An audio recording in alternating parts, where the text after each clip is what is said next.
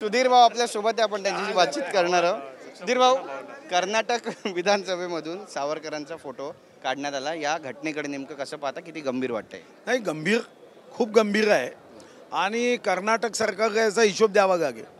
ज्यांनी स्वातंत्र्यवीर सावरकरांचा अपमान करण्याचा प्रयत्न केला ते या ठिकाणी एकतर पराभूत झाले, नाही तर बुडगेत। आता पुढचा नंबर कर्नाटक सरकारचा आहे आणि मुख्यमंत्र्यांचा आहे।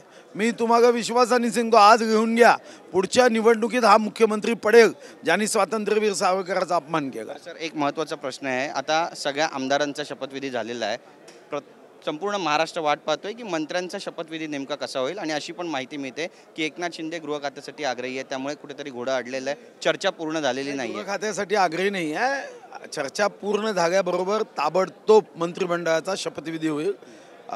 काही चिंतेचं कारण नाही आहे आणि सरकार आपलं काम करत आहे, विभिन्न विभाग आपलं काम करत आहे, चांगले निर्णय होत आहे। लाडक्या बहिणीचा हप्ताही आता या 2-3 दिवसामध्ये जाणार आहे, कुठेही काही अडचण नाही आहे। मंत्री शपथ घेतील, त्याची तारीख ठरायची आहे। नक्कीच, पण तारीख पे तारीख का दिली जाते? कारण आधी 11 तारीख दिली, मग 12 दिली, आता 14 तारखेला होईल असं म्हणतात। नाही, अंदाज व्यक्त करणे म्हणजे तारीख पे तारीख नाही। अंदाज व्यक्त केला काही सदस्यांनी की 12 तारखेपर्यंत होऊ शकेल।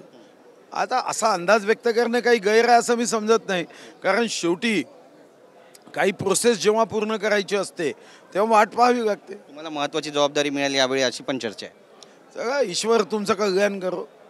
धन्यवाद आमच्याशी बातचीत केल्याबद्दल। कॅमेरा पर्सन खंडूराजचा गिरीश गायकवाड, TV9 मराठी, मुंबई।